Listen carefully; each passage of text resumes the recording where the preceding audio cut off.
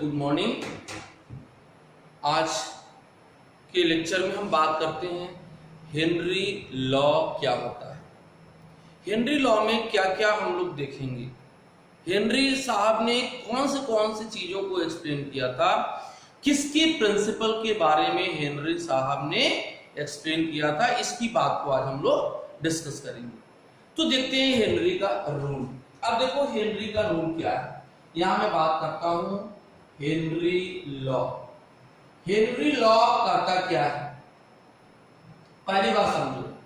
ये एक्सप्लेन किया, इन्होंने क्या एक्सप्लेन किया, गैस की सॉल्युबिलिटी लिक्विड में किया। ठीक है, इस लॉ में क्या प्रिंसिपल एक्सप्लेन किया गया था कि solubility of gas in liquid. Liquid में गैस की सॉल्युबिलिटी एक्सप्लेन किया गया था इस प्रिंसिपल में, और इस प्रिंसिपल को हम इसीलिए हेनरी के प्रिंसिपल के नाम से जानते हैं। अब इसी का कुछ स्पेशल केस राउंड लॉ होता है। इसी का कुछ principle Raoult law special cases में पढ़ा जाता है। तो हेनरी लॉ करता क्या है, पहली बात समझ लो कि it is applicable for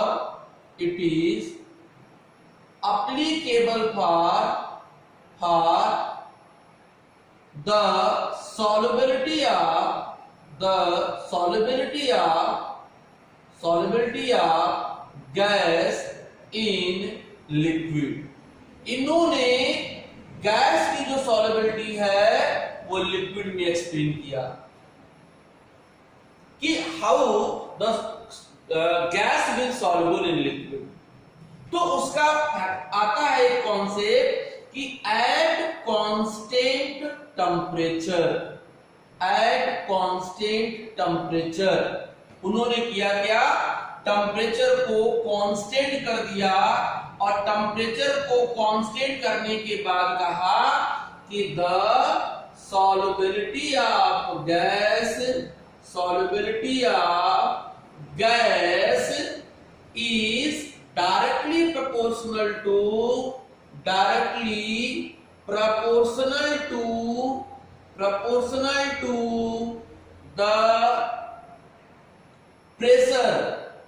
pressure के डायरेक्टली प्रोपोर्शनल होता है, किसके, सॉल्युबिलिटी ऑफ गैस के। तो इसके अकॉर्डिंग का क्या है कि जो पार्शियल प्रेशर गैस का मान लो वो क्या होता है, ये सॉल्युबिलिटी के डायरेक्टली प्रोपोर्शनल होता है। और इसी को एक टर्म में और एक्सप्लेन किया, कहा कि हम लोग और एक और तरीके से एक्सप्लेन कर सकते हैं। क्या कर सकते हैं कि at the constant temperature the solubility of gas, यानी सॉल्युबिलिटी ऑफ गैस को ऐसे समझो, मैं इसको हटा देता हूं, the solubility of gas is directly proportional to partial pressure. लेकिन वहां पे उन्होंने क्या लिया, सॉल्युबिलिटी को मोल फ्रैक्शन के टर्म में रिप्रेजेंट कर लिया कि मोल फ्रैक्शन जो होता है गैस का वो पार्शियल प्रेशर के डायरेक्टली प्रोपोर्शनल होता है। मतलब इसने ये बोला कि अगर किसी गैस के ऊपर हम लिक्विड में गैस को सॉल्युबल करना चाह रहे हैं, तो अगर हम प्रेशर बढ़ाएंगे तो उसकी सॉल्युबिलिटी भी क्या होगी, इंक्रीज होगी। तो अगर मोल फ्रैक्शन के टर्म में लिया गया तो कहा गया कि partial pressure is directly proportional to what, mole fraction. जबकि मोल फ्रैक्शन किसको बता रहा है, सॉल्युबिलिटी को बता रहा है, सॉल्युबिलिटी को एक्सप्लेन कर रहा है। तो और बात करते हैं कि पार्शियल प्रेशर, मैंने बोला कि मोल फ्रैक्शन के डायरेक्टली प्रोपोर्शनल है, and this x is as you know which represent the solubility. So here P dash is equal to a constant will be here, that is called a KH, and KH is equal to, this is the Henry law constant, this is the Henry law constant and the value of Henry law constant will depend upon the nature of that gas and liquid। ये बात जरूर ध्यान देना। तो कहता क्या है कि KH हो गया इसके। अब अगर हम KH की वैल्यू निकालना चाहें तो क्या हो जाएगा, पार्शियल प्रेशर अपॉन क्या हो जाएगा, X हो जाएगा। बेटा X तो सॉल्युबिलिटी को रिप्रेजेंट कर रहा था, इसका मतलब कि KH is inversely proportional to solubility. Solubility means आपका X वैल्यू। तो KH वैल्यू क्या इंडिकेट कर रहा है, KH वैल्यू तो बेटा इंडिकेट कर रहा है कि अगर KH की वैल्यू बढ़ता है तो उस गैस की सॉल्युबिलिटी मतलब मोल फ्रैक्शन कम हो जाता है।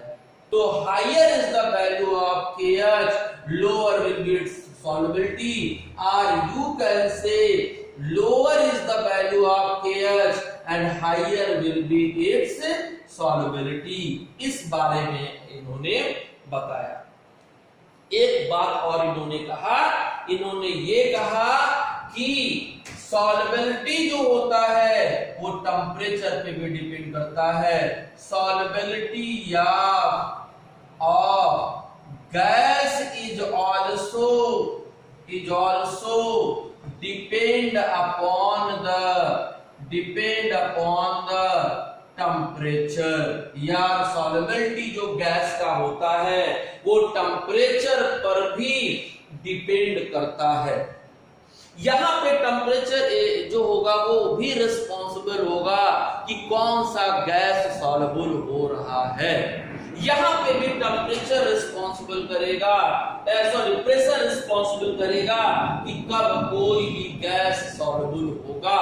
तो टेम्परेचर का केस क्या बोलता है, टेम्परेचर कहता है कि temperature is inversely proportional to solubility of gas. Solubility of gas जो होगा वो टेम्परेचर के बढ़ाने से डिक्रीज हो जाएगी। Means on increasing the temperature the solubility of gas क्या होगा, solubility of gas will decreases. I repeat again, on increasing the temperature और the solubility of gas in liquid will decreases and vice versa. आप temperature decrease करोगे तो solubility क्या होगी, increase हो जाएगी। अब मैं बात करता हूं कि कुछ इनके फैक्टर, कुछ इनके एप्लीकेशन। तो सॉल्युबिलिटी याद रखना, जितने भी फैक्टर जो काम आते हैं न्यूमेरिकल में आपको ये फार्मूला काम आ जाएगा। और एप्लीकेशन इसके खूब सारे पूछते हैं, एप्लीकेशन भी इसका पूछता है, याद रखना। Application of Henry law, her bar exam में एप्लीकेशन पूछा जाता है और कभी कभी लिमिटेशन के भी पॉइंट पूछे जाते हैं। So now we will discuss about the what will be the application of Henry law. Henry law का और क्या एप्लीकेशन होता है। तो चलिए आते हैं हम लोग फिर अगले टॉपिक पे कि एप्लीकेशन क्या होगा। आप दोनों चीजों को एक साथ लेकर के मैं आपको समझाऊंगा कि एप्लीकेशन क्या क्या इंडिकेट कर रहा है। आगे देखते हैं, आगे आपको बताता हूं, उन दोनों पॉइंट को मैं लिख भी देता हूं जिससे आपको स्टडी करना है।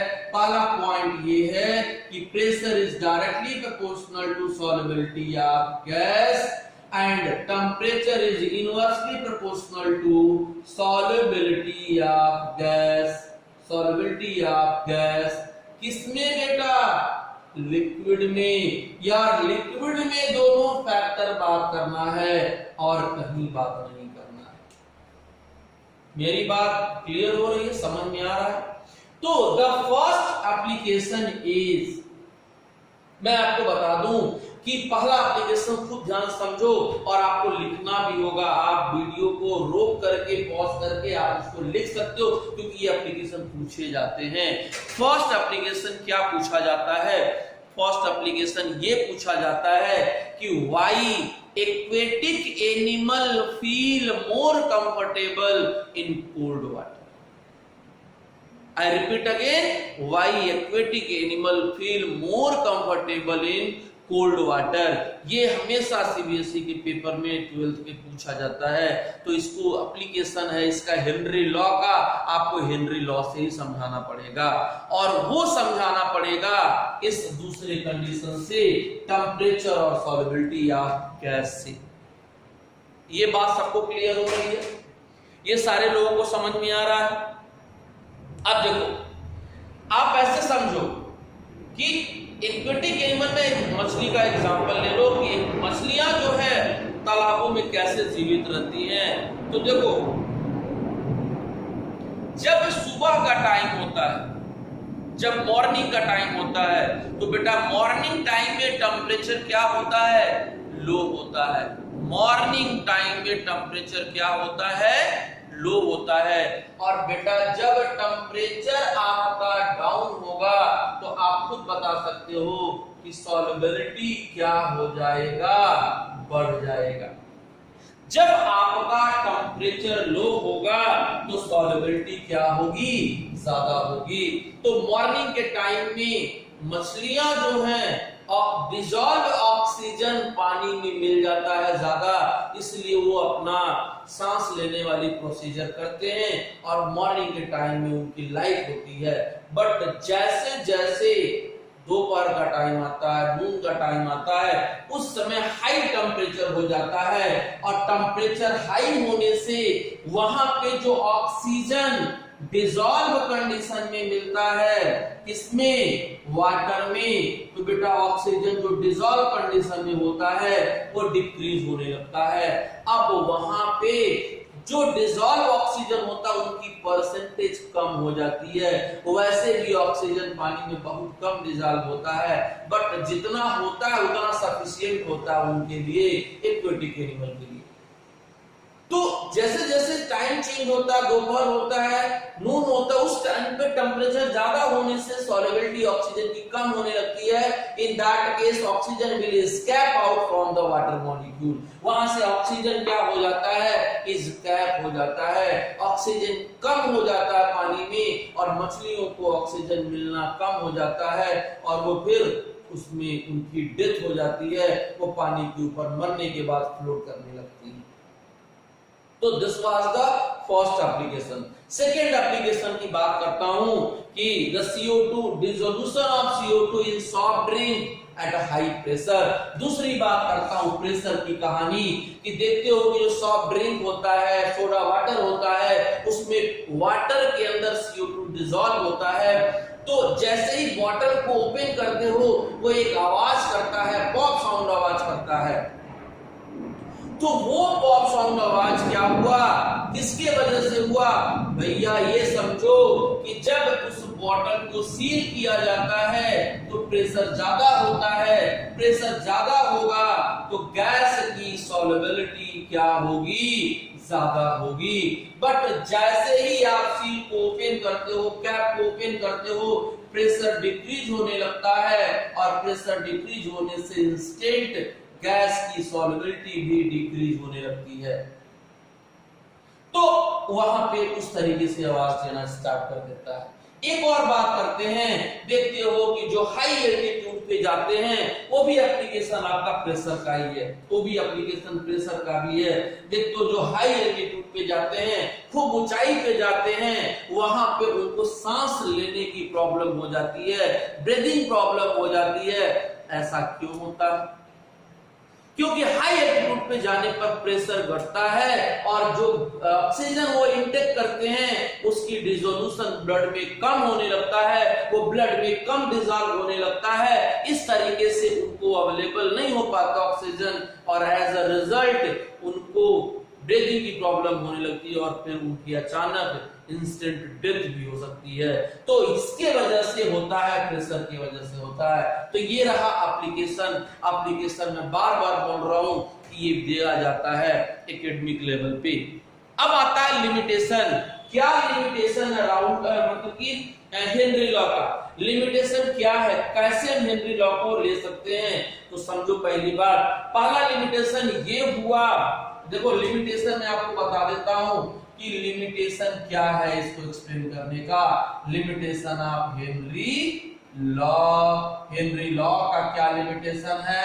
तो जरूर है, पहला लिमिटेशन समझो कि pressure not should be high, pressure बहुत ज्यादा हाई नहीं होना चाहिए, या टेम्परेचर नॉट टू बी लो। याद रखना इसको, सब हेनरी लॉ का जो लिमिटेशन है, जो प्रॉब्लम है, वो इस कंडीशन पे वो फुलफिल नहीं करेगा। क्या? बहुत ज्यादा टेम्परेचर नहीं लेना है, बहुत कम प्रेशर, बहुत ज्यादा प्रेशर नहीं लगाना है, या बहुत कम टेम्परेचर नहीं यूज करना है।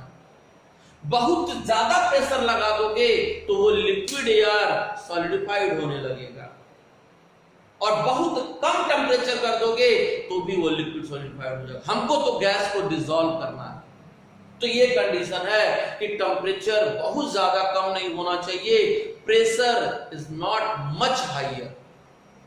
दूसरा कंडीशन ये है कि the solute should not be associated or dissociated in the solution। कहता है कि सॉल्यूट ना तो एसोसिएट होना चाहिए और ना डिसोसिएट होना चाहिए, ये इन दोनों की लिमिटेशन है। एक बात और आता है कि जो राउल्ट लॉ होता है वो यार हेनरी लॉ का ही एक स्पेशल केस होता है। अब हेनरी लॉ का स्पेशल केस क्यों होता है? क्योंकि इसी के प्रिंसिपल से उसको डिराइव करा जाता है, उसको डिस्कस किया जाता है। तो ये आपको हेनरी लॉ का मैं पूरा कॉन्सेप्ट बता दिया। आपको पहली बात न्यूमेरिकल जो मिलेगा वो आपके फार्मूले से मिलेगा, पार्शियल प्रेशर और एक्स से मिलेगा। दूसरी बात जो कॉन्सेप्ट मिलेगा, जो रीजनिंग टाइप सवाल मिलेंगे वो एप्लीकेशन से मिलेगा। तीसरी बात जो सवाल में ड्रॉबैक पूछता है, लिमिटेशन पूछता है, वो डायरेक्ट पूछ देता है, तो आपको लिमिटेशन भी देखना है। ठीक है, तो ये रहा बेटा आपका सॉल्यूशन के होल चैप्टर। आज आपका सॉल्यूशन के जितने थ्योरेटिकल पोर्शन है आज मैंने उसको फिनिश कर दिया। Now we have to discuss the numerical problem related to all the topics of the solution, and after that we will start the next chapter, that is the solid state.